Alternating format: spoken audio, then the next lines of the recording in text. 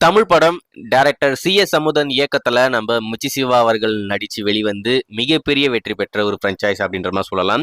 தமிழ் படம் பயங்கரமான ஹிட்டு. அதுக்கடுத்து தமிழ் படம் 2 வெர்ஷன் 2 அப்படின்ற மாதிரி 2.0 எடுத்தாங்க. அது வேற லெவல் ஹிட்டு.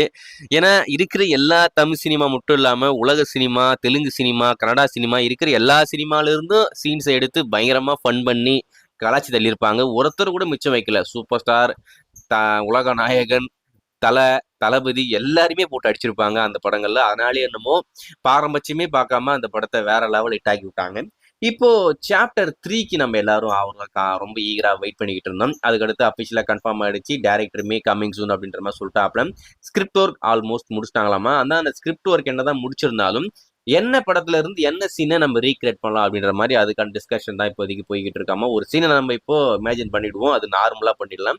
ஆனா இப்ப வேற ஒரு படத்துல அந்த சீன் இருக்கும் இல்லைங்களா, ஐ மீன் அந்த கேரக்டர் எதனா ஒண்ணு பண்ணியிருக்கும், அதை நம்ம எப்படி பண்ணலாம் அப்படின்ற மாதிரி அதுக்கான டிஸ்கஷன், ஒரு ஃபன்னான எலிமெண்ட்லாம் எப்படி வைக்கலாம் அப்படின்ற மாதிரி அதுக்கான டிஸ்கஷன் போய்கிட்டு இருக்கேன். 2026 இந்த தமிழ் படம் 3.0 நம்ம தேட்டருக்கு கொண்டு போகலாம் அப்படின்ற மாதிரி முடிவு பண்ணி இப்போதைக்கு அதுக்கான ஒர்க் பண்ணிக்கிட்டு இருக்காங்க. இப்போ இந்த விஷயம் அஃபிஷியலா, ஐ மீன் தமிழ் படம் 3 வரப்போகுது அப்படின்ற விஷயம் அஃபிஷியலா கன்ஃபார்ம் ஆனதுக்கப்புறம் ஃபேன் மேட் எல்லாமே தாறுமாறா வர ஆரம்பிச்சிருச்சு.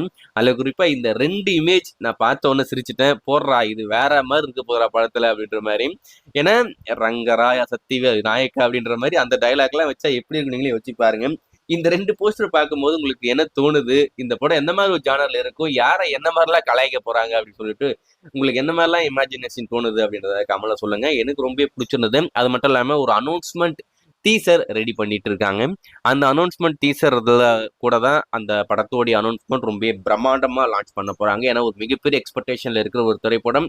என்னை பொறுத்த வரைக்கும் இந்த படம் ஒரு பெரிய ஆக்டர் நடிச்சு வெளிவர படங்களுக்கு எந்த அளவுக்கு ஒரு எதிர்பார்ப்பு இருக்குமோ, அதுக்கு நிகரா இந்த தமிழ் படம் 3க்கு எதிர்பார்ப்பு இருக்கு அப்படின்ற மாதிரி தான் நான் சொல்லுவேன். கண்டிப்பா தமிழ் படம் 3 படத்துடைய அனௌன்ஸ்மெண்ட் ப்ரோமோ டீசர் வரும்போது ஒரு பயங்கரமான ரெக்கார்ட் பண்ணும் அப்படின்ற மாதிரி நான் எதிர்பார்க்கிறேன். அந்த ப்ரோமோலயே எந்த படத்தை போட்டு கலாய்க்க போறாங்கன்னு தெரியல.